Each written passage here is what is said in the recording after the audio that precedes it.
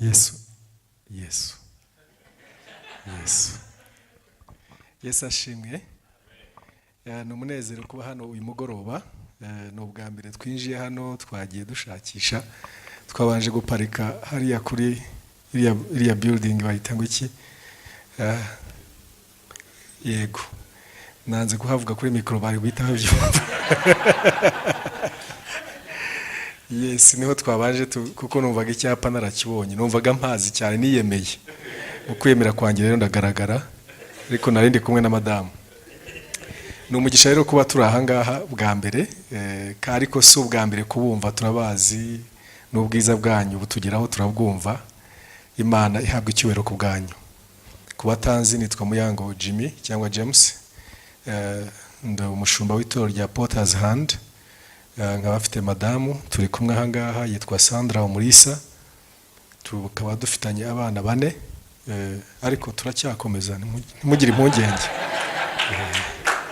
gahunda ziracyakomeje. Abakuru ni impanga umuhungu n'umukobwa. Umukobwa yitwa Tona, umuhungu akitwa Tunga, bagakurikirwa na Tanga, ndakitwa Toza, ubwo uzakurikira niba zitwa Turamye. Ariko nuko nguko, tukaba dutuye i Kagugu. Ni umugisha yo kuba turi aha ngaha. Ndibaza ko ibyinshi mwatumenya aho muzagira mu bimenye uko iminsi igenda itambuka, uko Imana idushoboje. Amen. Tunejejwe no kumenya umurimo Imana ibakoresha, kandi turawubaha. Imana ikomeza ibahera umugisha. Tukaba turanejejwe ko mwadutumiye kuza kubana namwe muri aya manywa cyangwa muri uyu mugoroba, na teme mwatanze kugira ngo tuze kuganiraho. Ndumva turi bugende tubifatanya na madamu wanjye nuko bivugaho, ariko cyane cyane nejejwe n'Imana, cyangwa nejejwe nanone no kuba hari iyo teme mwahisemo. Ni nziza cyane, ivuga kuri dufatanye hamwe, to glorify God, duhesha Imana icyubahiro hamwe, together, a marriage with purpose, cyangwa urushako rwubakiye kuri purpose. Now ibyo ngibyo rero ni ibintu byiza cyane kubivugaho. Naza kuvuga yuko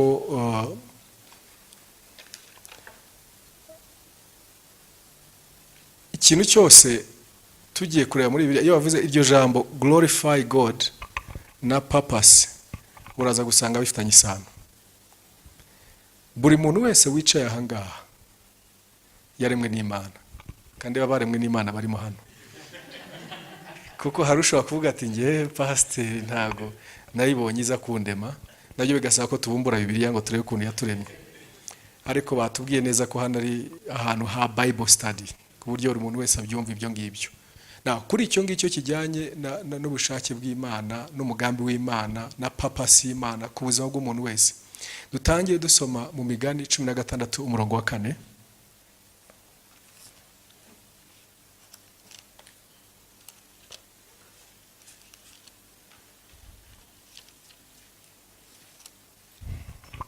Imigani 16 umurongo wa 4 haravuga ngo ikintu cyose Uwiteka yagitegekeye iherezo ryacyo, niko Bibiliya ivuga.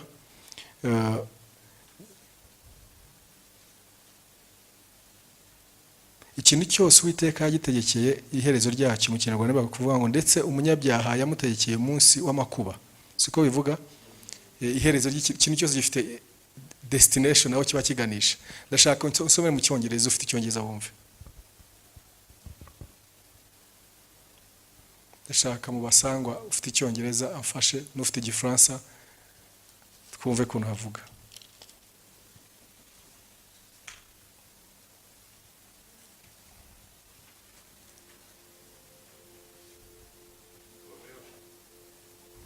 Proverbe 16:4. L'Éternel a tout fait pour un but, même le méchant pour le jour du malheur. Mwumvise mu Gifaransa ko batavuga iherezo gusa, bavuga a goal. Mu Cyongereza kanumva Icyongereza nawe niba hari uhari. The Lord has made everything for his purpose, even the sinner for the day of evil. The Lord has made how many things? Everything. For a what? For his purpose. For? His purpose. Whose purpose? His purpose. Ndashaka umbwire kuntu handitse ni his and its. His. Ndashaka musome ko byanditse kuko hano turagira muri Bible. Its purpose. And his purpose here. Murumva ko haje mu its na his. Naho rero igikuru nicyo turi bufate. Hariho its purpose hakaba na his purpose. Ndagira ngo byumvikane impamvu ntangiye n'uwo murongo nuko hari yindi myinshi ifitanye isano nayo. Mu bintu bibaho byose mbere yuko ikintu kiremwa purpose yacyo nibanza. Mbere yuko ikintu cyose gikorwa icyo kizakora nicyo kibanza gutekerezwa. Nukuvuga ngo telefone uwagiye kuyikora yabanje gutekereza akamaro kayo abona kuyikora. Ntabwo yakoze agatelefone ngo avuge ngo akakaruna agakoresha iki noneho agashakira icyo kakora. Iyo ubanje kubona ikintu utarabona icyo kizakora ugikoresha icyo kidateganyirijwe. Mwe murabibona? Nukuvuga ngo rero n'umuntu ugiye kubaka ngende umwubatsi. Ndumwubatsi mu buzima busanzwe ndishatse kuvuga ngo nibyo nize ntago uvuze ngo nibyo nkora ariko Imana yampinduriye ibyo nubaka. Ariko ndubaka n'ubundi murabyumva ko ari ukubaka. Uko yahinduriye bamwe bari abarobyi b'amafi bahindura abarobyi b'iki? Rero hari n'abubakaga hanyuma bahindura abubaka. Siko bimeze? Now, mu kubaka mbere yuko wubaka ikintu cyose ubanza gutekereje icyo kizakora ukabona kucyubaka. Ujya kubaka hano hantu bajya kuhubaka babanje gutekereza ko bashaka ahantu hazahuza abantu. Haba nk'agasare niyo mpamvu ya podium kugira ngo ugiye kuvugisha abantu ajye hejuru avugiye bareba. Kandi iyo biza kuba hano hantu barahateganyije kuba icyumba kiryamwamo ntabwo ari uko bari kuhubaka. Iyo baza kuhatekereza ko ari douche ntabwo ari uko hari kubakwa. Nuvuga ngo rero iyo ujya kubaka iki cyo kintu kizakora nicyo ubanza gutekereza mbere yuko cyubaka. So the purpose comes before creation of anything. Mbere yuko Imana irema umuntu dore kuntu yavuze. Mureke tureme umuntu. Ase natwe. Ambere natwe. Azatware ibikururuka. Umuntu yari yakabaye icyo gihe? Umuntu yari yakabayeho? No. Icyo gihe Imana irimo kumutekereza mu ntekerezo zayo ntarabaho.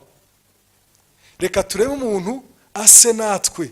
Ishusho ye uko izamera atangira kuyidefinisa. Hanyuma n'icyo azakora Imana itangira kukidefinisa itaramurema. Irangije gutekereza icyo azakora nuko azamera ibona gutangira kurema. Na mu bwubatsi ubanza gukora design, urashushanyiza uko izamera noneho nyuma ukabona gutangira kubaka. Ntabwo ubanza kubaka ngo utangiye gushushanya uko izasa, uba wabicuritse. Rero nukuvuga ngo mu buzima bw'ikintu cyose kibaho biravuze ngo ikintu cyose Imana yakiremeye purpose. Yakiremeye purpose mbere yuko gitangira kubaho. Na mu bintu byose bibaho na marriage irimo. Yesu ashimwe cyane. Nuvuga ngo rero ni byiza nk'abantu b'Imana kumenya ikintu cyose kiriho ko Imana gifitiye purpose. Noneho ntabwo ngomba gukurikira abantu kuntu babijyamo no kuntu babikora, ndashaka kureba uwakidesigninze icyo yashakaga ko gikora. Yesu ashimwe cyane. Uwagitekereje mbere yagishakagaho iki? Bwana asifiwe sana. So mu bintu byose usibye tutarajya no kuri mariage nawe uraha ngaha. Buriya wari uzi ko utarabaho Imana yagutekereje. Yagutekereje utararemwa, yagutekereje ukuntu yabwiye Yeremiya mu gice cya mbere murabyibuka ngo Yeremiya we nakumenye umaze gukururanje kaminuza. Noneho maze kubona kuri umuhanga mu mibare ntekeza kuzaba engineer. Niko Imana ivuga? Yivuze ngo iki? Ngo nakumenye utaraba urusoro mu nda ya mama wawe. Noneho utaraba n'urusoro mama watarahura na papa ngo uzabeho mutoranyiriza kuzaba umuhanuzi w'iki w'amahanga. Ntabwo iva ngo Yeremiya maze kubona ko ugiye mu ishuri rya theology ukiga Bible studies nabonye ko wava mu pastor mwiza nahise ngira ubwenge ndavuga ngo wakugira pastor. Ntabwo Imana ari kimeze. Imana ikubona uri pastor utaratanya na primaire. Imana ikubona nka engineer utarajya mu ishuri rya engineering. Imana ikureba icyo uzaba cyo mbere yuko utangira kubaho. Iyo utangiye kumenya ibyo ngibyo rero hari abantu benshi ategereje ngo umunsi nzarangiza doctora nzatangira kumva icyo nshaka kuba kino.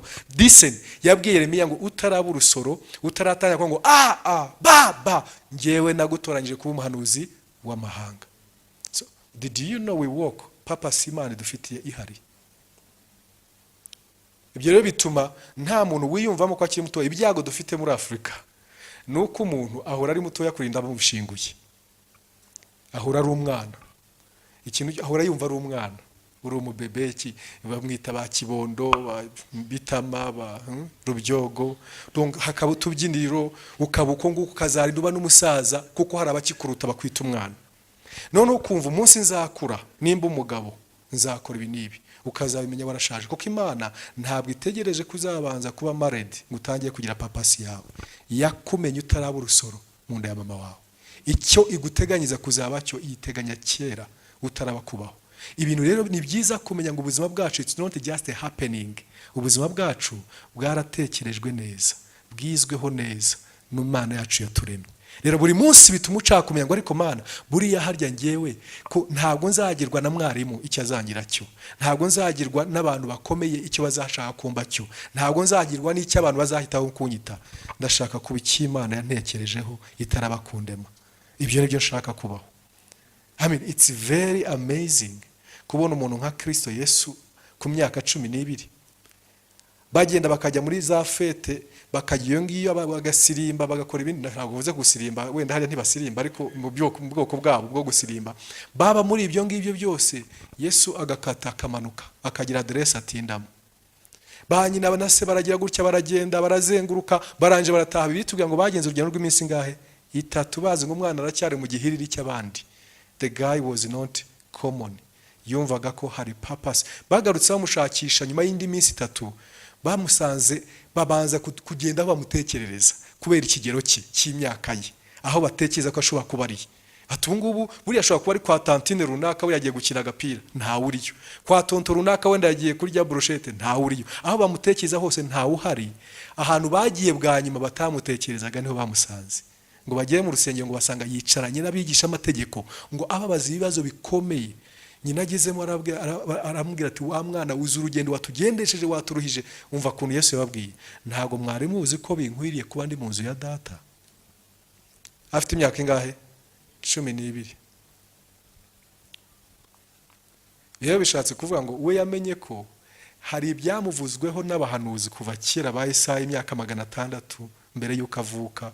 Bagiye bamuvuga muri Mika, bagiye bamuvuga hehe hose muri bagenda bamuvuga ahantu hatandukanye, ku buryo yarazi ko ubuzima bwe ntabwo bwabaye ingaruka z'uko bajya mu ibarura cyagiye bajya muri census bakabura havukira. Ntabwo yumvise ko ari results of, ntabwo ari ingaruka za happenings. Oya, ari mu mugambi Imana yapanze ku buzima bwe, arashaka kuwugenderamo. Yesu ashimwe cyane.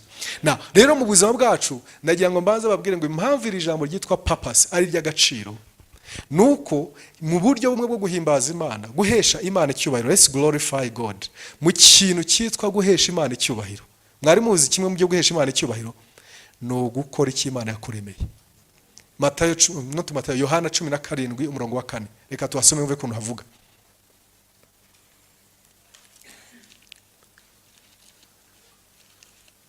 Yohana 17:4.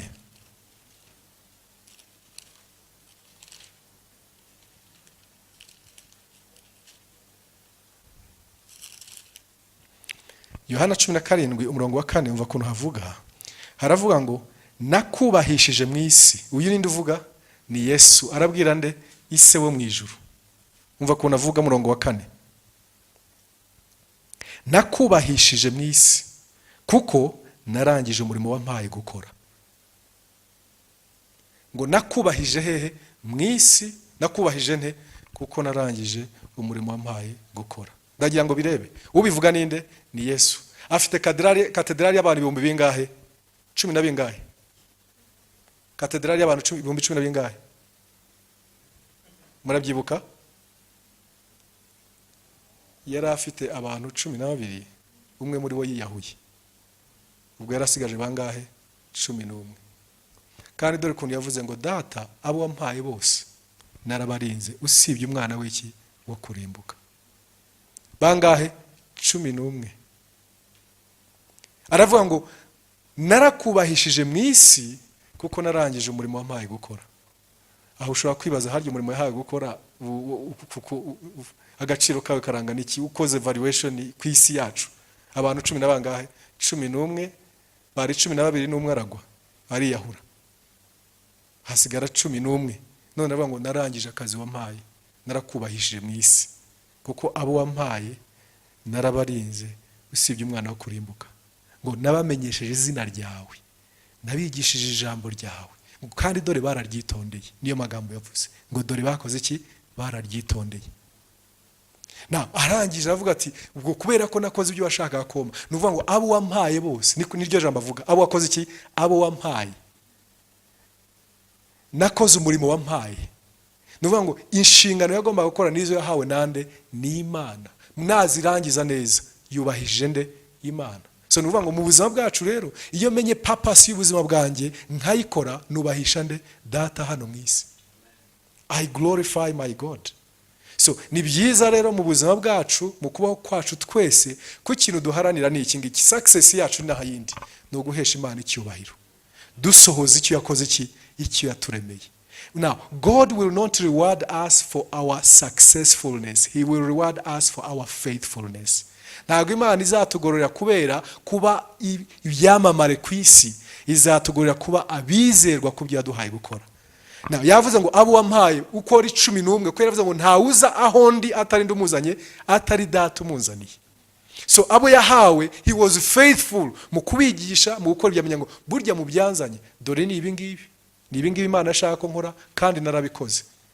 Iyo umaze kumenya bijyanye na purpose, umenya n'icyo twita imbago zawe, your territory ugomba kugenderamo, ukamenya ngo this is my purpose. Hari ibitandeba, hari bitari ibyanjye, hari ibyo ntazabazwa, hari n'ibyo nzabazwa. Yesu ashimwe cyane. Ibyo ngibyo rero biva ku buzima bw'umuntu ku giti cye, bikagenda no ku muryango, a family. Yesu ashimwe cyane. So niyo mpamvu ngira ngo tuze kumva mu bintu Imana yifuza kuri family ni ibiki, ishaka iki. Aho ngaho ndaza kunganirwa na mufasha wanjye azi kubyigisha neza, ariko ni byiza. Icyambere nashaka ko twese twumva ni ikivuga kuri purpose, ko purpose ari ikintu cyangombwa, kugitakaza tuba dutakaje everything. N'umuryango Imana itekereza urugo, kuko twabonye ko ikintu cyose igiha umugambi kitaratangira kubaho. Ntabwo kibanza kuba ngo turi ko twagikoresha. Abamama barimo hano n'abakobwa, murabizi ko iyo musokoza utunuza mujya mukoresha toothbrush. Koresha toothbrush. No? Ariko uzi ukuntu muyita ngo iki?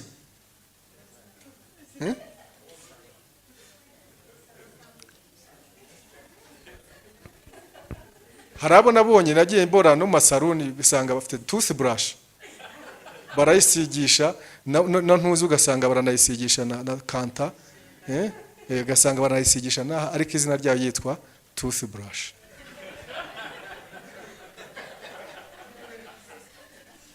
Rero ushobora gusanga hari ibintu bitandukanye wakoreshwa, ariko hari purpose yawe. Never allow the world to define you. Ntuzemere ku isi kudefinisa ngo kugire toothbrush basokoresha neza.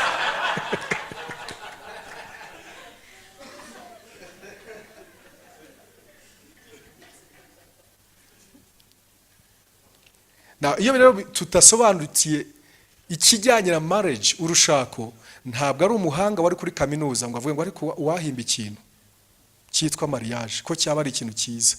Ntabwo ari umuscientifique runaka. Iyo tuvuze ijambo mariage, it is made in heaven. Ni Imana yahimbye marriage, ni Imana yashinze urushako.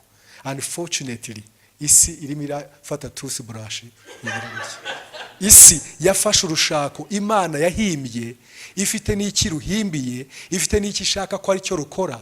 Isi irimo irarudefining ukundi, irabicuritse neza. Ni tudashaka gusubira kuri foundations ngo tuvuge ngo ubundi ninde wahimbye urushako, ubundi yashakaga ko rukora iki, turaza gutakara kubera ko hari abahanga babivuga uko bashaka, kubera ko bize, bafite influence cyangwa bafite powers za politike mu rwego rw'isi, bahagarara ijambo bavuga akaba ruvuga rikijyana. Kuba avuga rikijyana ntibihanagura uwaremye ikintu. Nuwo nguvuga rikijyana hari uwamuremye. Hari n'umunsi bamubwira ngo umwuka wenda utwaye ntaharire, hari uwamuremye. Uwamuremye ni waremye urushako. Mureke tugaruke kuri the beginnings. Yesu ashimwe cyane. Nibyo rero tugira ngo tuze kurebaho kuri purpose y'urushako. Imana yashakaga ko mariage imera gute, yashakaga ku isi iti. Ari utarashaka uri mahangaha nutekereza mariage, ntushushanye igishushanyo cy'umuhanga wo muri Harvard University yatekereje, garuka kuri the author of marriage, wa wundi wa mbere watekereje urushako yararufitiye ishusho isite. Yesu ashimwe cyane. Munyemere twakire madamu wanjye azakomerezaho, nanjye nibukomerezaho nyuma y'aho ngaho. Hanyuma nabonye dufitemo amahirwe yuko harimo abasemuzi hano, ndaza kugira ngo avuge neza yisanzuye, akoresha indimi nyinshi n'ikinyarwanda kiri muri izo ngizo, ariko hari izo avuga mu buryo bwihuse. Ubu ngubu mwemerera akoreshe icyongereza, hanyuma nsabe mushiki wanjye nabonye aha ngaha kuko muziho gusemura, aza musemurire. Niba mutari muzi ko asemura muri papasi birimo.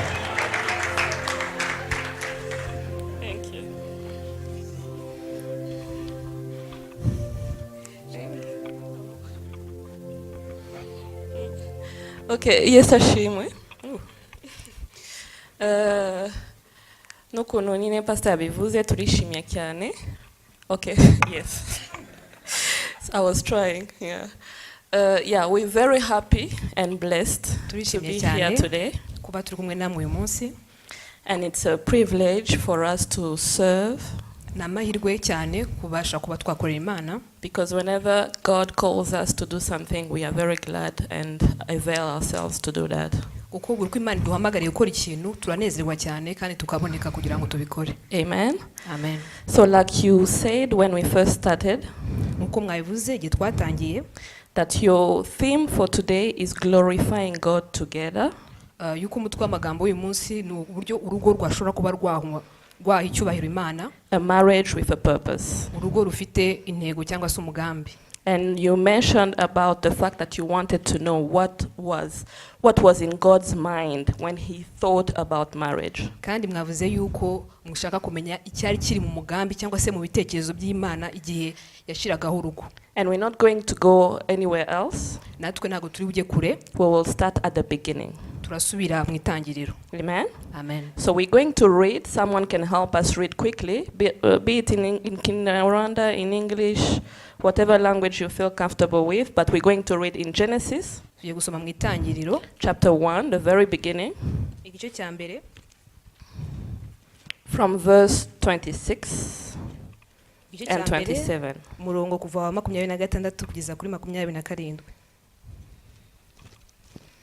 Someone can read for us. Puis Dieu dit, faisons l'homme à notre image, selon notre ressemblance, et qui domine sur les poissons de la mer, sur les oiseaux du ciel, sur le bétail, sur toute la terre et sur tous les reptiles qui rampent sur la terre. Dieu créa l'homme à son image, il le créa à l'image de Dieu, il créa l'homme et la femme. Continue, verset 28. Dieu les bénit et Dieu leur dit, soyez féconds, multipliez, remplissez la terre et l'assujettissez et dominez sur les poissons de la mer, sur les oiseaux du ciel et sur tout animal qui se meut sur la terre. Amen. Amen. Amen. So you can see from here that God, when after creating the whole world, he thought of creating man. And as we know the whole story of Adam and Eve, Adam, when God created Adam, that was the only time when everything was not good. Because Adam, God noticed that Adam needed a helper. And that's when he created for him Eve. And that's when marriage, the first marriage ever happened. But he didn't just create Eve for the sake of creating or for creating company for Adam. He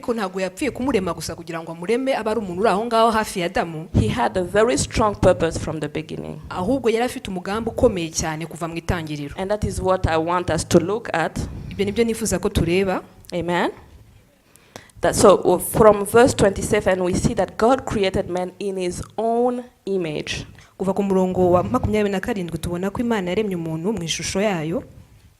Amen. And in 28 we see that he told them to be fruitful kandi 28 hakavuga ko Imana irababwira ngo bororoke, to multiply.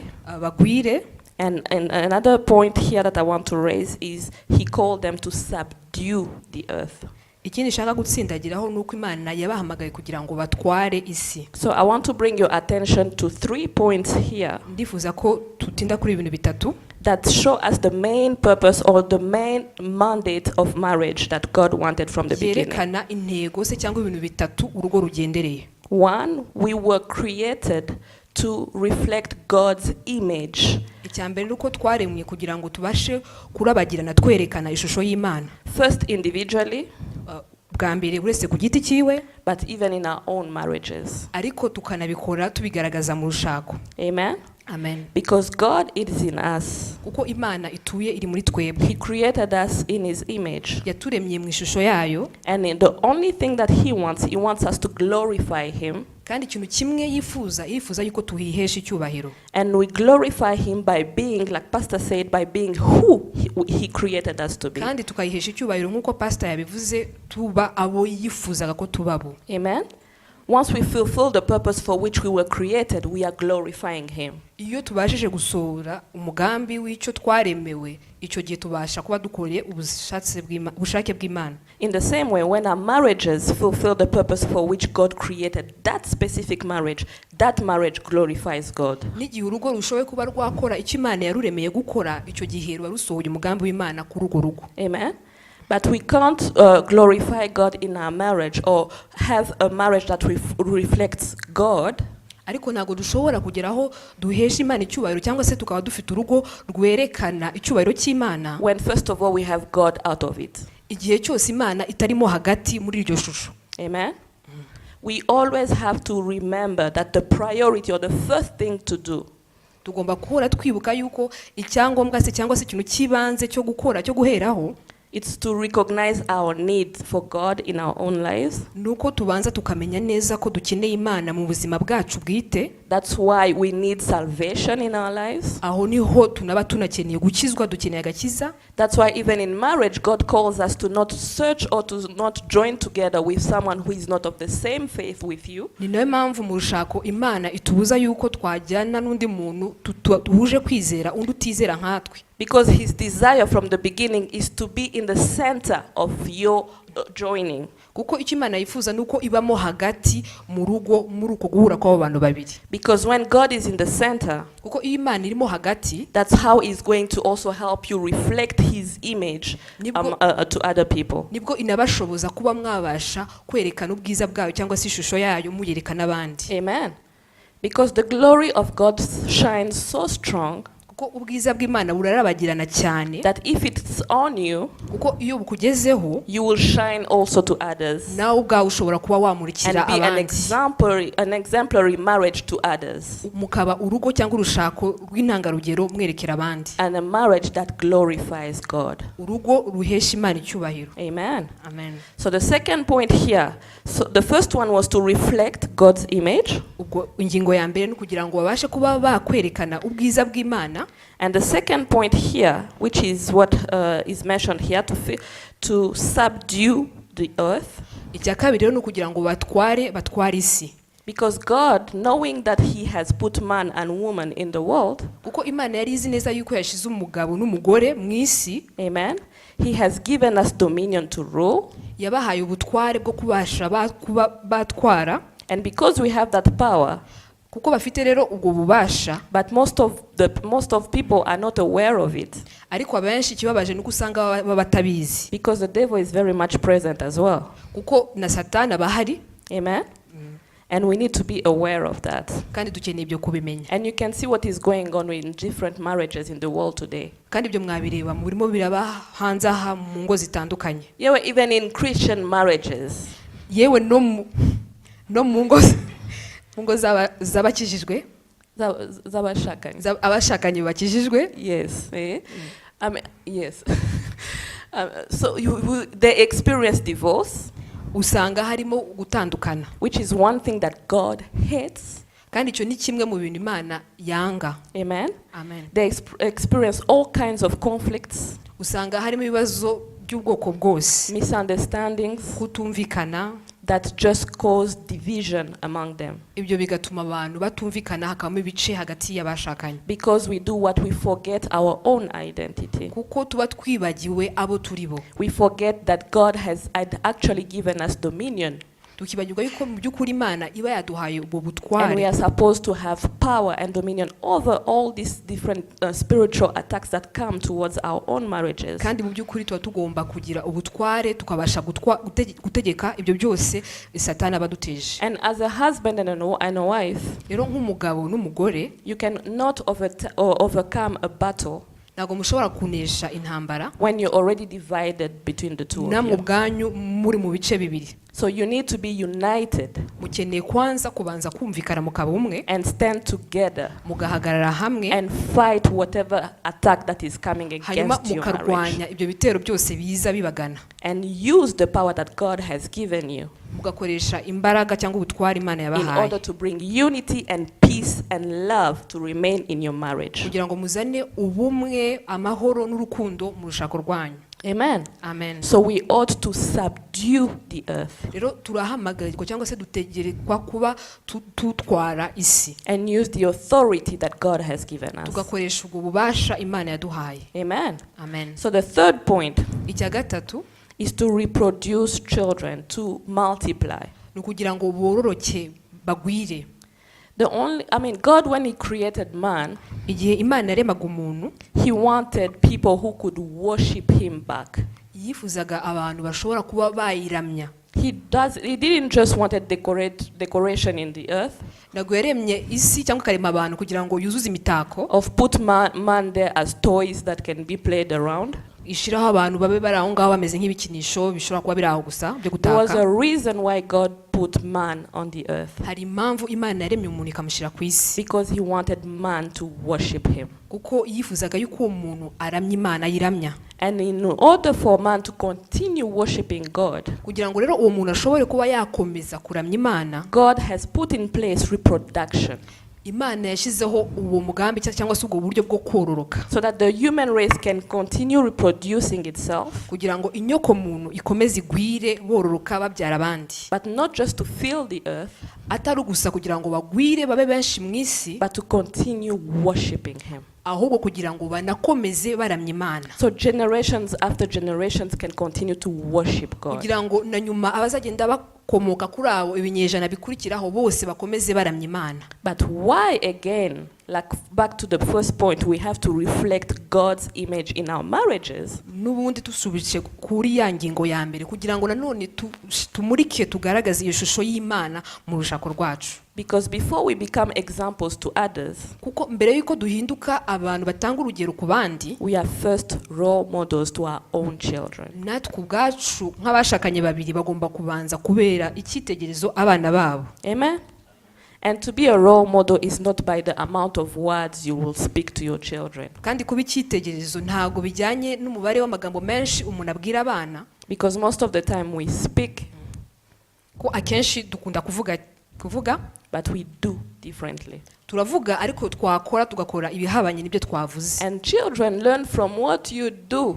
Kandi abana mu by'ukuri baba barimo barareba bigira ku byo mukora. Even if you speak a million words, Ushobora kuvuga ukavuga amagambo you miliyoni tell them to be polite when you yourself are not polite. ukababwira ati mwitonde mugire ikinyabupfura, wowe ubwawe nta kinyabupfura ufite. They will never be polite because they imitate what you do. Ntago bazigera bagira icyo kinyabupfura kuko mu by'ukuri bigana ibyo wowe ukora. So in order to train them in the ways of God, Rero kugira ngo tubatoze mu nzira z'Imana, is by you first of all being godly, nuko wowe ubwawe nk'umubyeyi ubanza ukaba umubyeyi wubaha Imana, having a character that fears God, ukagira imico n'imyitwarire yo gutinya Imana. in front and away from people. Ibyo ukabikora imbere y'abantu ndetse uri na kure nta bantu You bakureba. maintain that same attitude. Ukagumana ubwo bumana bakubona batakubona. Amen?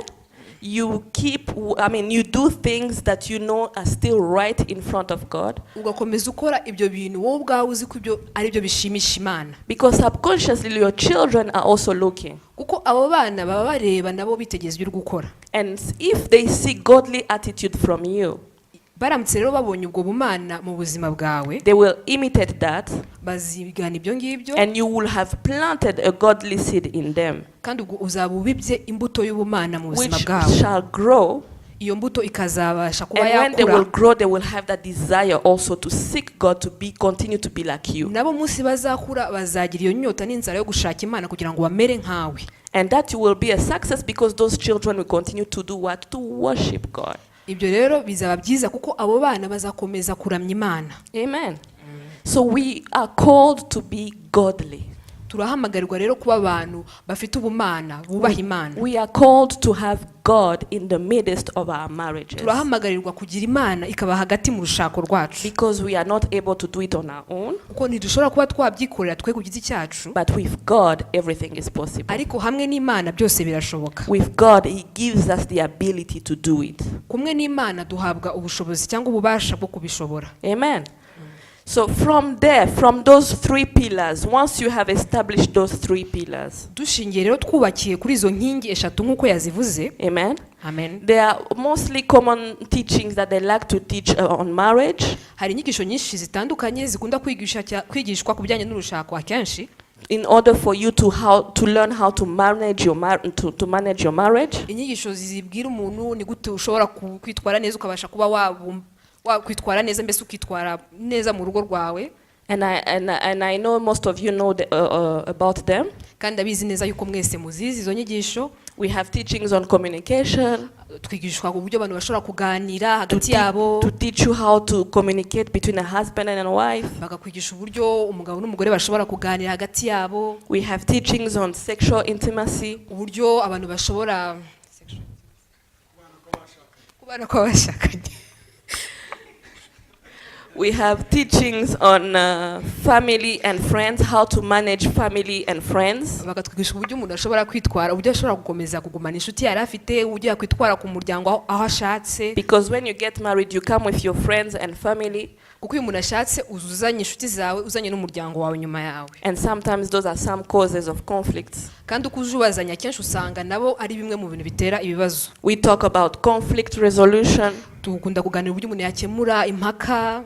We talk about finance, how to manage money in a home. Akenshi tukigishwa uburyo umuntu ashobora gufata amafaranga akabasha kuba yatwara neza akayakoresha neza mu rugo. We talk about our own spiritual beliefs. Tukavuga ku bijyanye no kwizera kwacu wese ku giti kiwe. And roles and responsibilities. What is the woman supposed to do at home? What is the role of the man at home? Tukigishwa n'inshingano n'icyo umugore mu by'ukuri agombye kuba arimo arakora mu rugo rwe, n'icyo umugabo agomba kuba arimo gukora. Who goes to the market? Who changes the baby's diapers? Ninde Who ujya ku does isoko all that? guhaha, ninde uhindura umwana. Because some people come with expectations. Kuko abenshi binjira mu rugo bafite ukuntu biteza ibintu. And one can have maybe came from I can call it a modern family. Umwe wenda akaza aturutse mu muryango w'abasirimu. Where men could do dishes.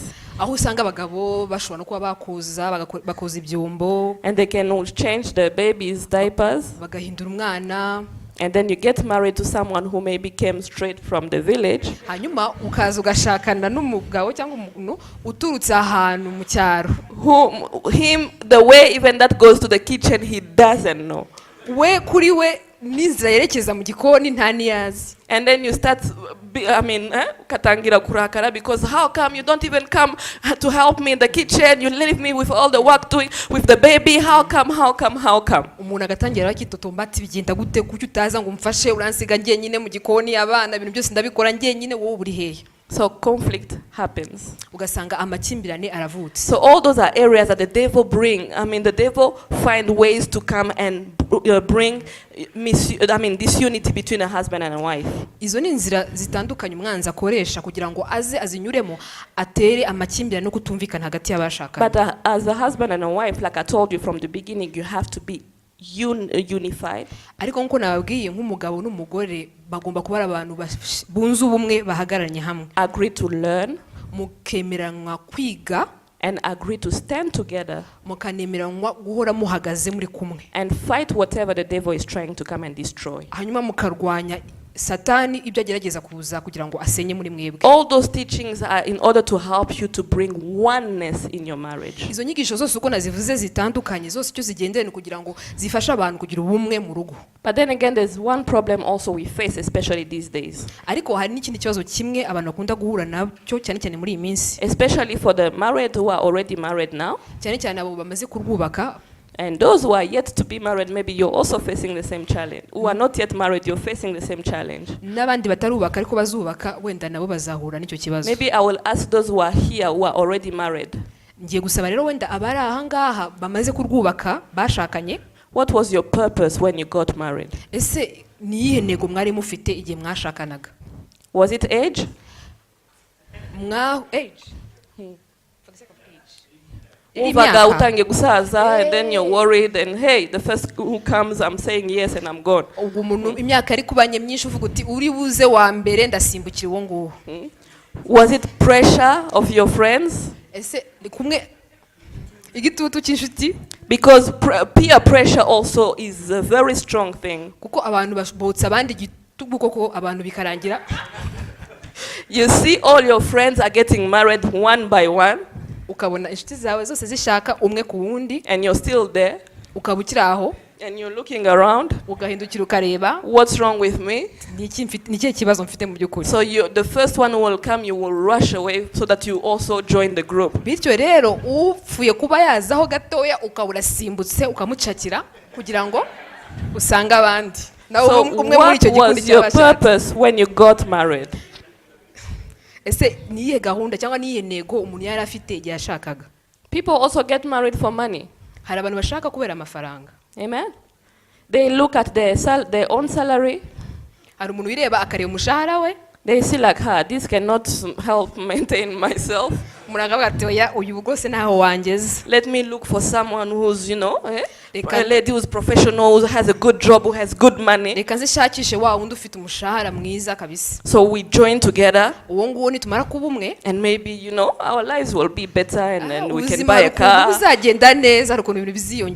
So what was your purpose when you got married? Think back about that. Amen. For those who are not yet married, open your ears now. Because you have a chance, you haven't yet crossed the line. So you have the chance of doing what? Of doing things right from the beginning. Amen. Because one thing that God has required from us, even from the beginning, was to worship Him. And to worship, and by worshiping Him is to seek Him first. Seek His counsel first. Even the Bible tells us in Matthew 7 that seek you first the kingdom of God. And all those things that you want shall be added unto you. But first seek the kingdom of God. Don't seek the things first. Seek God first. And in seeking God first, He will lead you into the person that He has purposed for you to be with. Back to the purpose. Back to the purpose. God, when He joins one person to another, He doesn't do it by tombola. No, or maybe these two, if I join them together, first of all, they look alike. If they're married, it will be a nice couple. They will have very nice children. No, that's not what God does.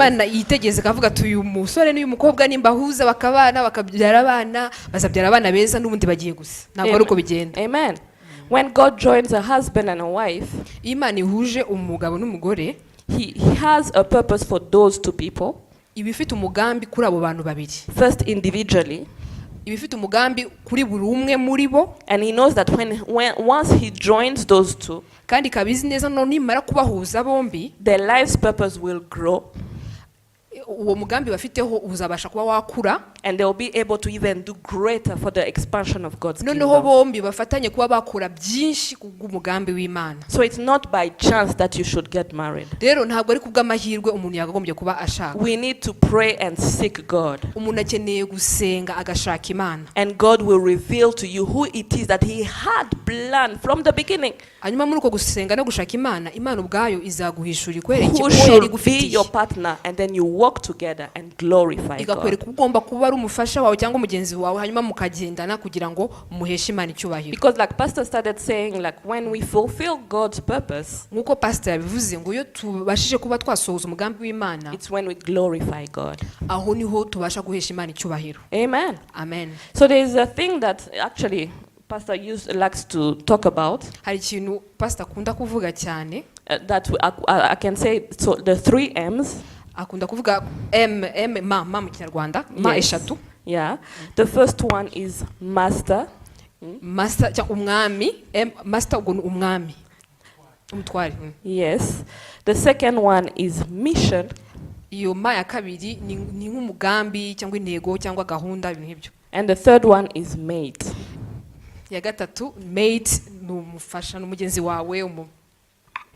In that specific order, you first seek for your master. Rero tukurikije uko bitondekanyije uhereye hejuru, ubanza ukamenya umutware wawe ninde, For him to give you a revelation of what your mission is. noneho uwo mutware akabasha kuba yakuhishura akakwereka umugambi cyangwa se intego y'ubuzima bwawe ku giti cyawe. And once you know your mission, then you will be able to know who will be the right candidate to fulfill the mission that God has given you, and that will be the right mate for you. Wamara kumenya uwo mugambi Imana ifite ku buzima bwawe, noneho bigatuma unamenya n'uwo mugomba kugendana kugira ngo musohoze uwo mugambi Imana yashyize ku buzima bwawe. Amen. Amen. So you have a great work to do for those who are not yet married. Rero murumva abatarashaka mufite akazi kanini gakomeye ko gukora.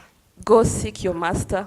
Mugende mushake umwami wanyu, mutware. Get to know your mission. Mumenye impamvu yo kubaho cyangwa se umugambi Imana ifite ku buzima bwanyu, And you will know your mate. hanyuma bizabafasha kumenya uwo mugomba And you gushaka, will glorify God. hanyuma mubashe kuba mwahesha Imana icyubahiro. Amen. Amen. God bless you so Imana ibahe much. umugisha.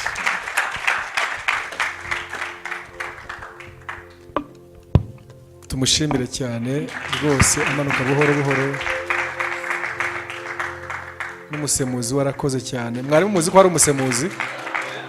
Murabona ko papasi zigenda zivumbuka. Ngira ngo ku bintu amaze kuvuga by'ingenzi, yashatse ibyo nari nateguye bindi nabibumbira mu buhamya. Yesu ashimwe cyane. Yatubwiraga ko ni byiza kwibuka Imana irema, ikavuga ngo uyu mugabo kamuremere umufasha mukwiriye. Adamu imuremera Eva, ivuga ibyo bazakora, atubwiye ibintu bitatu. Murabyibuka?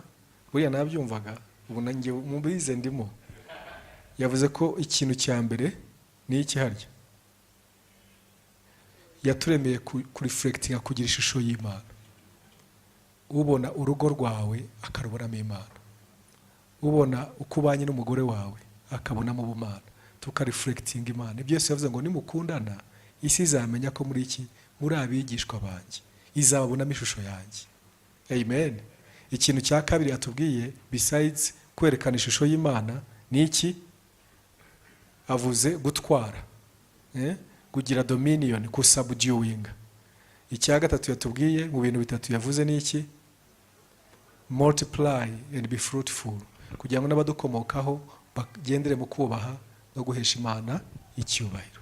So ubuzima rero bw'urushako muri gahunda y'Imana yifuzaga ko ibyo bintu bitugaragaramo. Rero ni byiza umuntu ajya gushaka, niho navugiraga agarutse agavuga kuri purpose, ko ariyo umuntu agomba kugira mu bitekerezo, atekereza urushako. Mu by'ukuri iyo avuze ibintu byinshi bijya bituyobya iyo umuntu ajya gushaka, gusunikwa n'imyaka, igitutu cy'imyaka, abo mwiganye bashatse, umaze kuba anangiye kuvuga ngo marene, babandi baherekeza umaze kuba babakobwa n'abahungu, fille d'honneur na garçon d'honneur, abantu bose wabereye fille, none urabona imvi zitangiye kuza ukiri garçon d'honneur. Nanjye ngomba kuva muri ibyo kuba garçon d'honneur, nzashaka ryari? Ugahita ujya gushaka, ugashaka ubonye wese. Ariko bana b'Imana, Imana ni Imana ya purpose. ni ukuvuga ngo njya gushaka mu bintu nagombye no kwitaho si ikibazo cy'ukuntu ahantu umuntu aturutse. Harimo n'abantu bavangirwa n'ibintu ngo uyu ni francophone nanjye ni francophone, buriya twavamo abafrancophone beza, uyu ni anglophone nanjye nkaba anglophone, twavamo abanglophone beza. Twebwe byose ntacyo twahuje. Ni ukuvuga ngo yavuye Congo, Lubumbashi, muri Jekamine, nturuka muri Kamwoke ya Kampala, muri Bukoto, duhurira muri Kigali, akavuga igifaransa nkavuga icyongereza. cyo kuruba abana bacu twabashize mu gifaransa kandi bazakura bavuge n'icyongereza, byose babishobore, kuko tuzi ko ari abamisiyoneri. Kuba ari abamisiyoneri rero amahanga yose bagomba kuyajyamo. Twe ntabwo turi limite ku ndimi, niringaranya ngo bazarivuga amaherezo, kubera ko icyo tuzi ni ibyo turabategurira papasi Imana babonamo. Uko turi mu kuvuga mu gushaka, iyo utekereza papasi no kurera ugomba kubona papasi, ukarera umwana uzi ngo hari umugambi Imana ifite ku buzima bwe. Iyo tuvuze mu gushaka rero utekereje papasi, ni akaga gakomeye kubona umukobwa yirukangiye umusore ngo kubera ko afite kampani ze n'amafaranga, cyangwa umusore agahita abona umukobwa ngo kuko iwabo bafite imitungo, buriya tugiye kubaho si ukugira amafaranga, kubaho no gusohoza umugambi w'Imana. Niko kubaho nyako. Nibwo urangiza ukavuga uti murebe abantu bose basoje neza. Yesu yaravuze ngo it is finished. Yarazi icyo finishinze icyo ari cyo. Uzi gufinishinga icyo utazi ntibibaho. Hanyuma Paulo avuga ngo iki? Narwanye intambara nziza, ndangije urugendo rwanjye, narinze kwizera, sigaje guhabwa ikamba ryanjye. Hari icyo yarazi ko yakoze. Reka rero mbabwire, ikintu cy'ubutunzi muri iyi si turangije ubuzima ni ukuzamenya ko twakoze ubushake bw'Imana. Muri ibi ngibi nashatse madamu wanjye muri 2006, nubwo twakoze ubukwe, ndi engineer, nkora muri companies nziza n'amafaranga ahari nta kibazo. Sinari nzi aho Imana izenda ingapi ngeza naho izanganisha. Yesu ashimwe cyane. All for his glory. Rero niba yarashakaga umwenjeniyeri wubaka amazu gusa akaba ariyo yakurikiye, ubu ngubu ntabwo akiri kumwe nawe, kuko amazu ntabwo akiyubaka, asigaye yubaka ibindi. So urumva ko yari kuba desu, yari kuba disappointed. Rero yo kuvuga ngo tujya gushakana nuko twari abarokore bakijijwe, kandi hari ikintu twumvaga Imana duhamagarira gukora. Hari icyo namubonyemo, hari icyo yambonyemo byanadukuruye, byatwegeranyije. Ngiye mubona mbere nako nari muzi, twabanye muri fellowship hamwe, nkuko muri hano musengana, tubana muri worship team imwe, tukarara muri veye yo mu nzu imwe, muri salo imwe, simubone ntambone. Agera ahantu ajya kwiga mu mahanga, aragenda mara y'imyaka 6, aragaruka. Agarutse nabwo ntago nari nakamubonye. Noneho ajya mu murimo w'Imana, atangira gukora akazi ko gusemura, nguko sister yasemuraga hano. Noneho mu gihe arimo gusemura, yasemuraga kubera bya bintu by'indimi. Buriya n'indimi nabyo ni byiza kumenya ngo hari papasi zagomye kugezaho. Niba n'indimi utahiye gusa karataka, ariko n'ibindimi zifite papasi ziganisha, Imana ihabwe icyubahiro. Muri za ndimi nyinshi avuga icyongereza, akavuga igifaransa, akavuga n'ikinyarwanda mwacyumvise nacyo kwa kivuga. So agiye asemura, nabaga ndi bubwirize mu cyongereza agashira mu gifaransa, kuko zabaga ari indimi ebyiri, français anglais. None akansemurira, mu gihe yasemuriraga je sinamubonaga, kuko yabaga ahagaze hano, nabonaga bari imbere hari. So umunsi umwe asemurira abandi nicaye hariya, nanjye ndamubona. Nagize amahirwe yo kwicara, arasemura, nanjye nkora iki? Ndamubona. None mubonye uko asemura, mbona uko agenda asemura. Avuga France nziza, ariko irimo umwuka wera, irimo amavuta, sobanutse. Nicaye hariya mbireba, ndafashwa we. Ndubaka. So ntangira gusha, none ntabwo yese uyu muntu ubu nzamuganiriza ikindi kiganiro gute, ko mvuga ngo Jesus yizasa, akaba ngo Jesus ubu nzahindura mvuge ngo wowe nanjye nzahindura.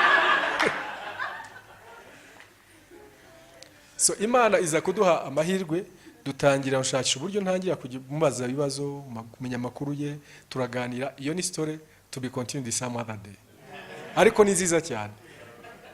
Hari ibyo twahereyeho dutangira kuganira, ubushuti burubakwa, tuba inshuti, turakomeza kugeza ubwo twagize no kuri gahunda yo gushakana. Turashakana, nkora muri ahantu n'abakora ahandi, dukorera amafaranga twese.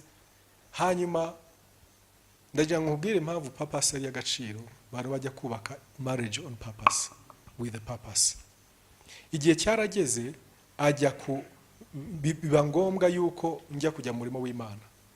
Simbuka ibindi byose mvuga akantu kamwe wumve purpose akamaro kayo. Naraje mvuye kwiga biba ngombwa ko ninjira mu murimo w'Imana.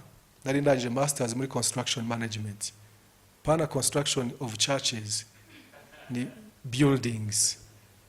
Noneho mpageze mbona abantu bampa interview bashaka umukozi, bashaka general manager wa company.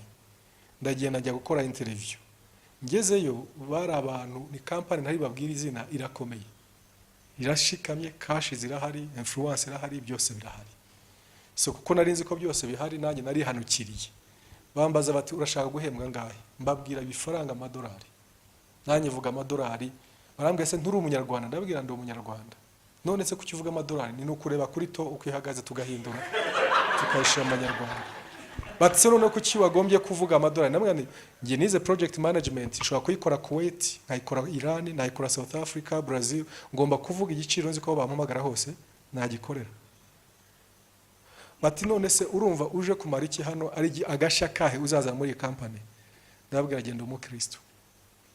Numva nazana my faith, kwizera kwanjye hari cyo kwahindura hano. Baraturika baraseka. Ngo none se gusenga no kubaka bihurira hehe? Ndabwira ni harahari. Ngo turashaka umunjeneri wakubaka inzu ya floors 25 30, ibyo gusenga kwawe ntacyo bitubwiye. Batubwira aho bihurira. Ndababwira nti the integrity ya building ntabwo yarenga integrity y'umwubatsi. Ntabwo integrity y'inyubako wubatse yarenga integrity y'umwubatsi. Kuko niba ndi umwubatsi ugavura za sima nzikisha ahangaha, ibyuma mwagomba gushamo bya 16 ngashamo bya 12 ibindi nkacisha ahangaha, mu kuvanga amasima nkavanga ngira gutya ncisha hanaha, ibyo byose nda compromising a structure kubera integrity y'umutima waje kwiteye. Ndabwira ntariko giye mureba mfite umuntu supervisor uhoraho ndi hose. Ni aho mutari warahari. Imana nizera niryo jisho rincunga aho ndi hose. So nta sima izibwa, nta byuma bizibwa. So ndavuga noneho nza kwibuka ko nari muri interview. Nibuka ko ntari mu kubwiriza. None si bijya ndavuga uziko nizize akazi ndagatakaje mbwiriza ariko nari hagati muri purpose. Naje kwibabwira chairman wa board areba CEO baraseka. Sabe ibyo katubiveho. Amafaranga urashaka ngahe? Ndababwira amadolari kwa ko nababwiye. Baranje barareba naho gati no amafaranga uvuga ni menshi, genda tuzaba tukubwira ariko hari nabandi wabonye ku muryango bagiye kwinjira. So muri make wahanitse uziko uri wenyine ariko barahari.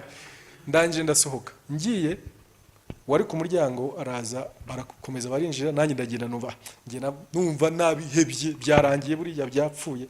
Nizize nagiye kubwiriza ubutumwa nibagiye ko ndi muri interview. Ndagenda iminsi iratambuka.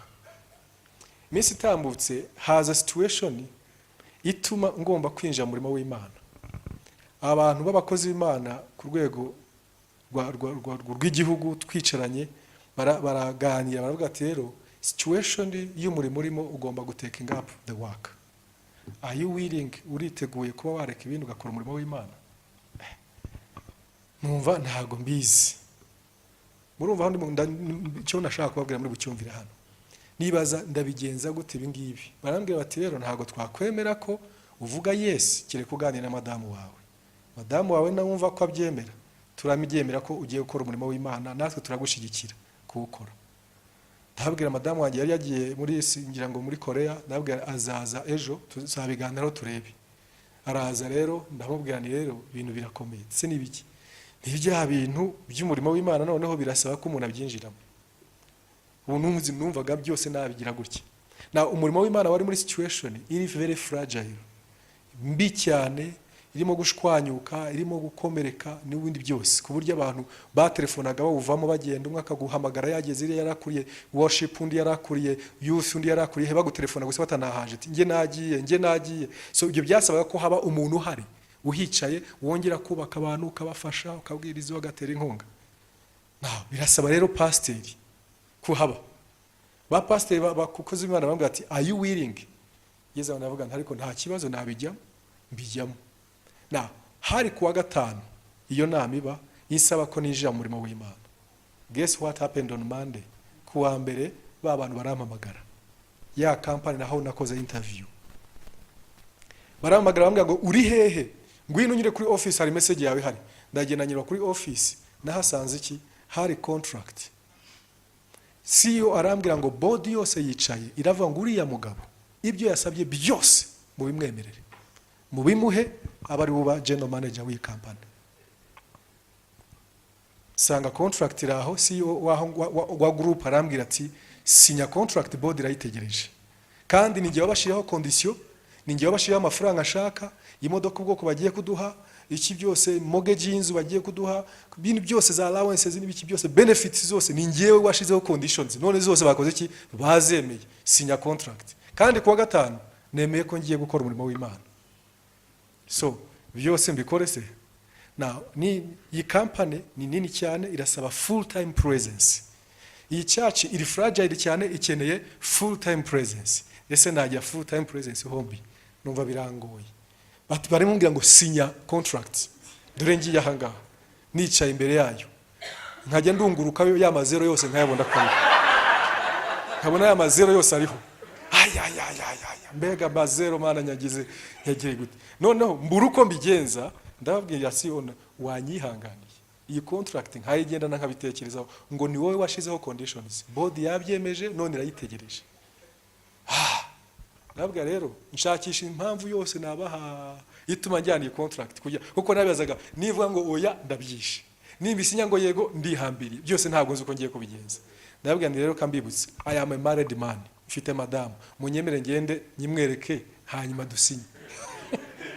Arambwira ngo utwembere ko mu gitondo uyizana. Ni sawa, ndayifata njya mu modoka. Nicaye imodoka ndabyibazaho, ni karabaye, nda driving mu rugo, ngeze mu rugo ya contract, madamu ni hantu mvuye dore contract. Arebyeho abona amafaranga, abona imodoka, abona za benefit, atangiye kuramya Imana. Mungu yumwema, Mungu yumwema, Mungu yumwema. Kubera iki?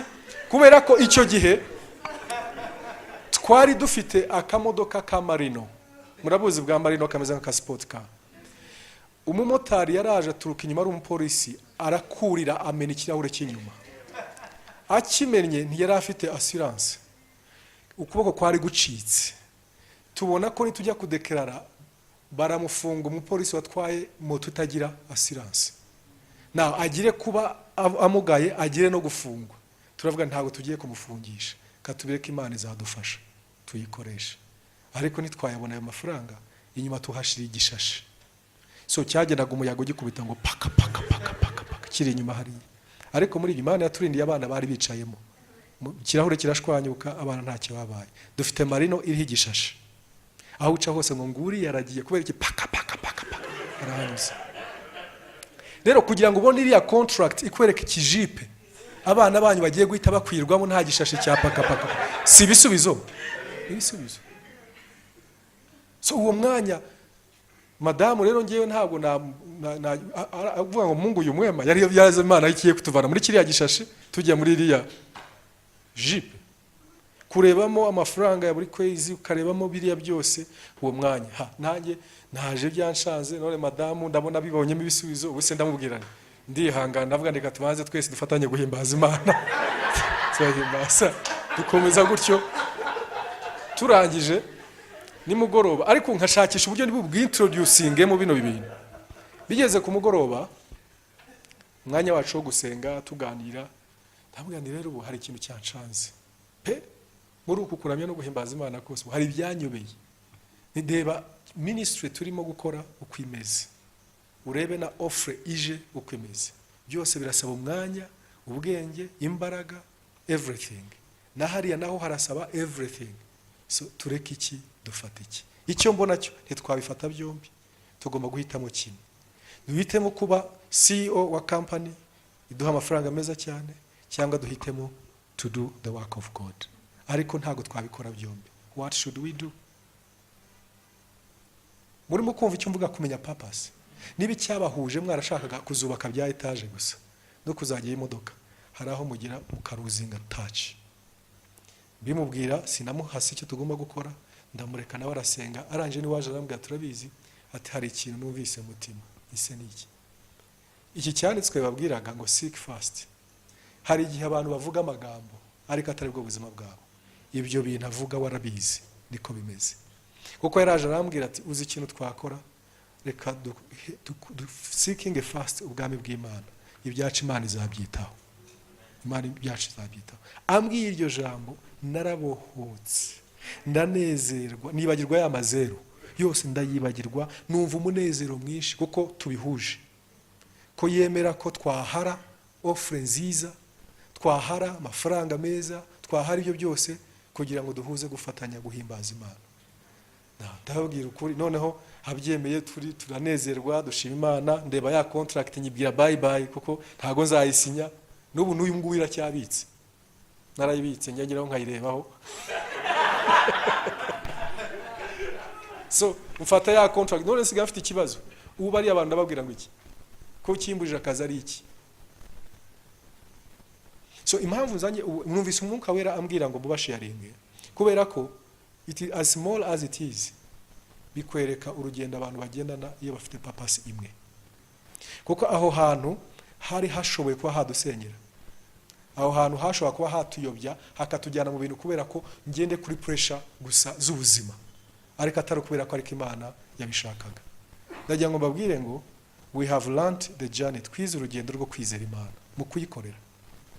So ibyo rero amaze kubivuga tubyemeranyije, nagombye kwandika message ya company bose ndabashimira cyane ikinyabufura cyinshi cyizere bangiriye, kuba baranyemereye ko ayo mahirwe yo ntashoboye gufata, ariko mbumvisha ko igihe banyinterviewingaga nari freelancer, ariko igihe bagiye kumpamagara hari commitment nakoze. Ubu rero sinshobora gukora imirimo ibiri, kuko aho nkoze hose nifuza gukora ibintu byiza. Ntabwo rero nakora byiza hombi kuko nakwica kimwe nkakiza ikindi. Kubw'ibyo mu mabarire, ariko niba hari inama najya n'icyo namara cyose mu bundi buryo butansaba kuhaba, nzabibahera ubuntu, ariko nagize icyo. Ariko nari nasabye Imana ngo ifashe babyumve. Icyanyeretse ko Imana yamfashije babyumvise. Barambwiye ngo watubonera umuntu umeze nkawe ukamuture komanda, tukamuha akazi nta interview tumukoresheje.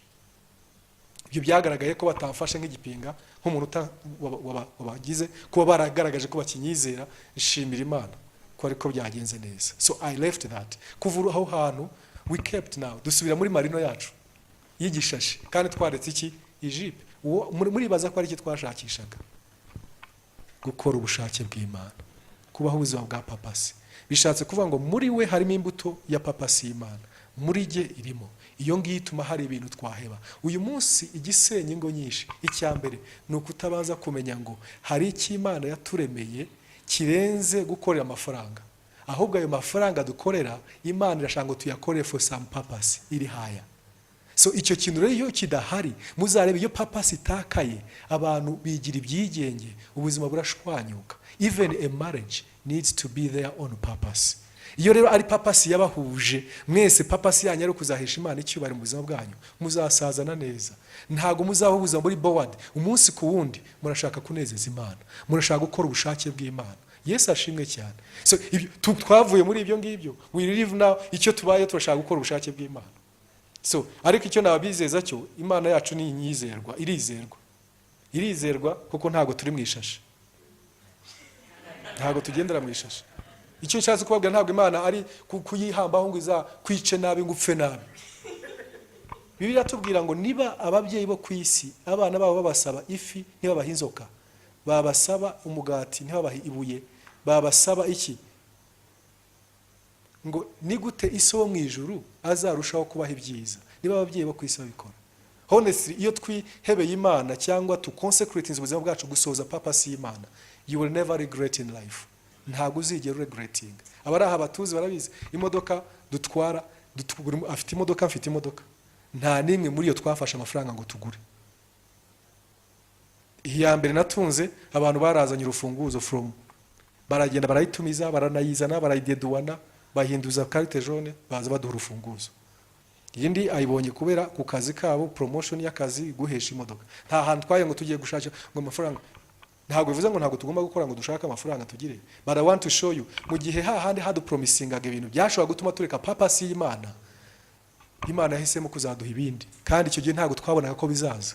But when you trust God, iyo wizeye Imana, niyo mpamvu nshaka mbwira abakobwa n'abasore bakirimo hano, don't be optimistic. I mean abantu ba opportunist, sorry, not optimistic but opportunist.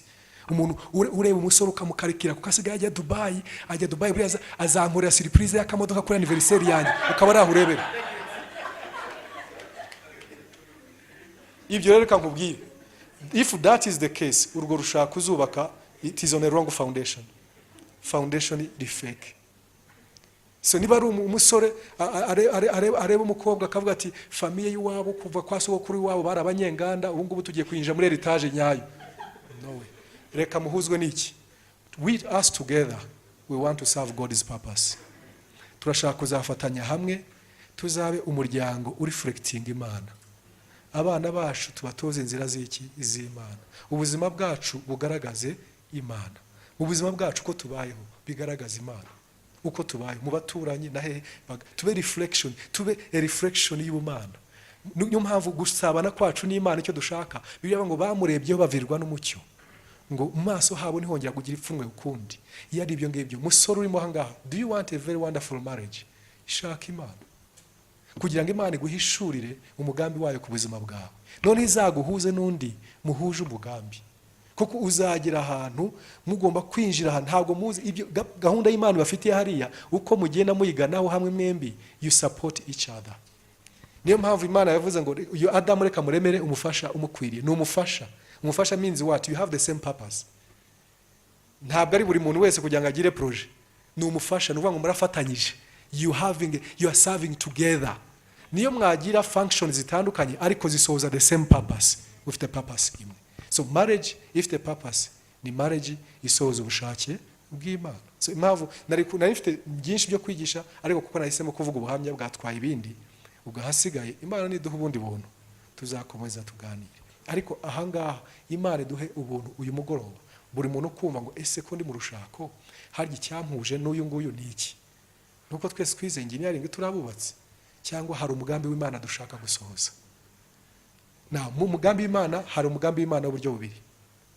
Hari icyo bita the global purpose cyangwa umugambi rusange buri couple igomba kugira, nkuko yatubwiraga yuko couple ifite purpose icyambere Imana ire mu mugabo n'umugore no kugira ngo ababiri babe umwe, hanyuma bazakora iki? Babana karamata, bagire iyo image, ba reflecting image y'Imana, ba dominating. Ibyo ni kuri couples zose rusange. Ariko hari nicyo bita the unique purpose y'Imana kuri famille.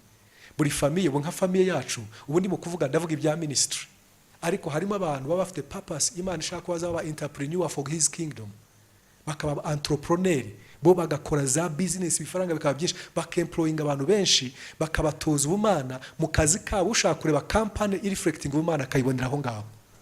Hari abandi noneho bo bagiye kuba abantu babarezi bazakora amashuri reflecting Imana, bakubaka amashuri meza bakajya, ariko bombi bagahuza bakabikora ibyo. Hari abandi bazaba bakora ibitaro byiza cyane byiza by'Imana. Hari abandi bazaba muri political circles, mushaka umunyapolitike wubaha Imana akavuga uriya mugabo n'uriya mugore bangewe bambera ingero nziza mu gufata ibyemezo nk'abanyapolitike wubaha Imana. So nuvuga ngo hari unique purpose. Niyo mpamvu ntabwo Imana biba byiza ngo izana umuntu utekereza ministry undi atekereza ikindi gihabanye nacyo. Kuko hari umugabo umwe w'umupasiteri yajyaga ashaka kujya kubwiriza ubutumwa bwiza, madamu agafata imyenda akayinika mu mazi. Muzi kwinika icyo ari cyo? Muzi kwinika? Gutumbika mu mazi. Mu gitondo cya kare mugata arabyuka imyenda yose bakayishira mu mazi. Yabyuka ajya gushaka imyenda yo gutera ipasi, agasanga usibye no kwitera ipasi ikeneye kwanikwa. Ariko kubera ko umugore yumva ngibi bintu byo guhora tujye muri rwasereraze zabiya bintu, kubera iki? Uyu mugore ashobora kuba atari n'umwana mubi, ariko purpose ntago zihuye. Peut-être yarakwiye kuba umunyapolitike, cyangwa se yarakwiye kuba umucuruzi bakajya bajyana Dubai, ariko ntibihuye. Muri mukumva kuntu umuhungu uri aha ngaha utaranatekereza umufasha, banza wivumbura icyo Imana gushakaho. Tindana n'Imana umenye icyo Imana gushakaho, kugira ngo uwo muzagenda naza umufasha muzajye muri same direction. Ntabwo shaka kumara iminota yose, munyemere dusenganeho yibuze. Kaduhaguruke dusenge.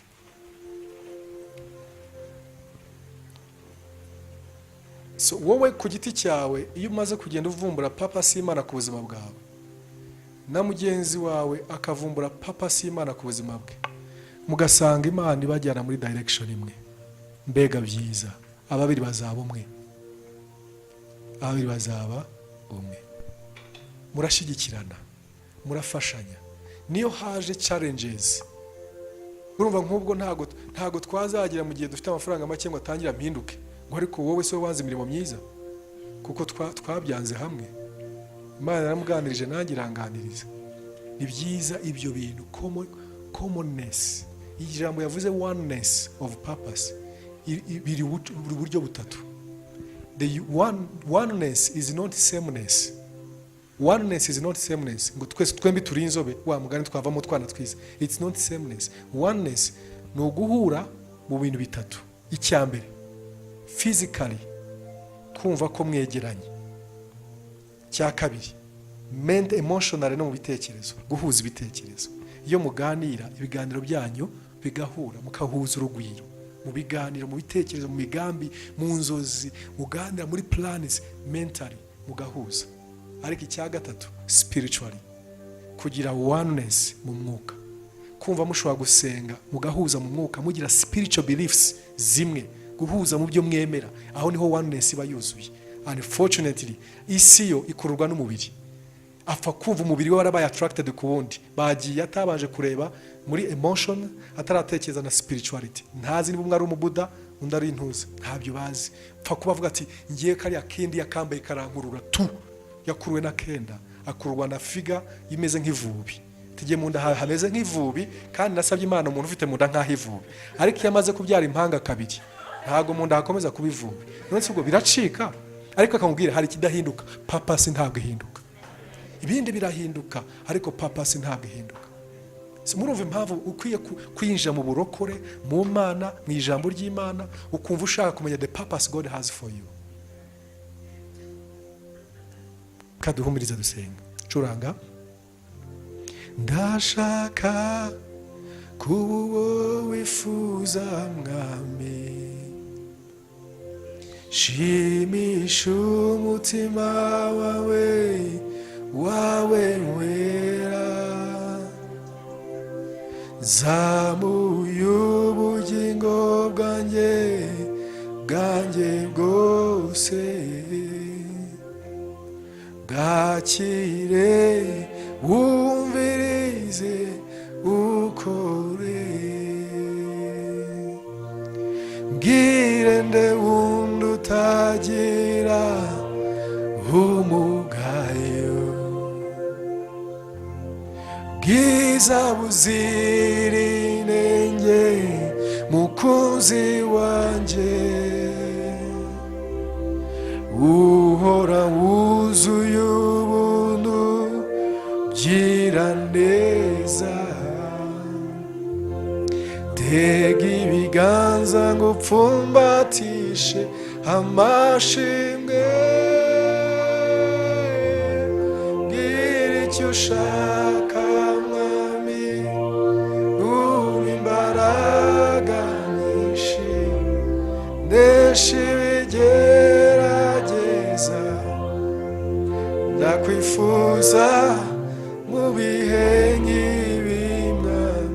Reka ngusabe uzamure ijwi ryawe uvugane n'Imana, ubwire ngo Mana mishurira, nk'uko Dawidi yavuze ngo show me your ways, nk'uko Mose yavuze ngo show me your ways, nyereka inzira zawe, mishura imigambi yawe ku buzima bwanjye. Ndinda Mana gutezuka ku nshingano, ndinda gutezuka ku cyo wandemeye mwami, ndinda gutwarwa n'ibintu mwami bidafite umumaro. Ijambo ryaratubwira ngo byose turabyemerewe, ngo ariko siko byose bitugirira umumaro. Nyamara muri ubu buzima hari igihe hari byinshi mwami bidukurura, hari igihe hari byinshi biturangaza, ariko hari icyo waturemeye. Ntabwo dushaka guca ukubiri nacyo, ntabwo dushaka kubusanya nacyo. Dufashe mwami gukurikirana intumbero y'icyo waturemeye, kwirukanka inyuma yacyo mwami, kugishoramo imizi, kugikurikirana kugira ngo dusohoze icyo waturemeye. Tumere nka Paulo avuga mu byakozwe n'umwa ibice 24 umurongo wa 20-24, avuga ngo ntabwo niyita ku bugingo bwanjye ngo mvuge ko ari ubw'agaciro, ngo usibye ko icyo nshaka ari ugusohoza urugendo rwanjye, nkasohoza n'umurimo nahawe n'umwami Yesu. Dufashe mwami umusore urimo ahangaha, umurinde gukurwa n'ibitagira umumaro, umurinde gukurwa n'ibitari muri papasi wamuremeye, umurinde mwami nyagasani kuri twebwe abashatse. Dufashe mwami abagabo n'abagore,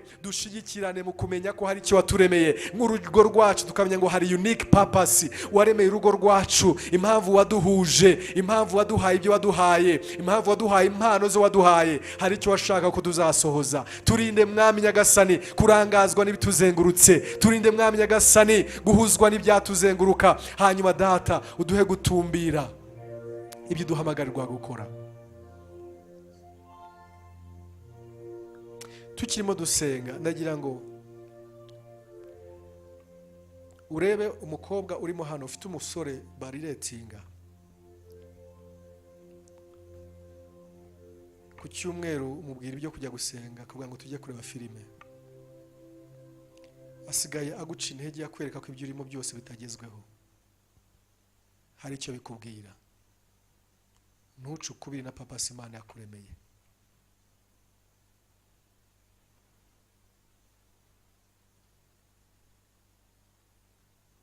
Umuremyi wawe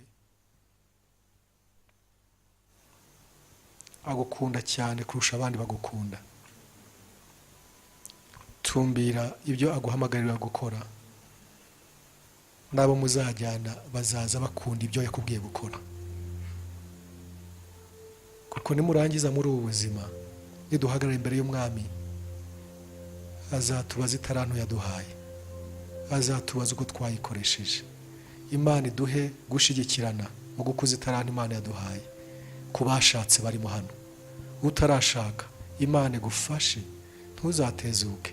Imana izaguhuze n'umuntu muhuza purpose Imana ibahamagarira, kugira ngo muzubake marriage with a purpose. Imana ibahe umugisha.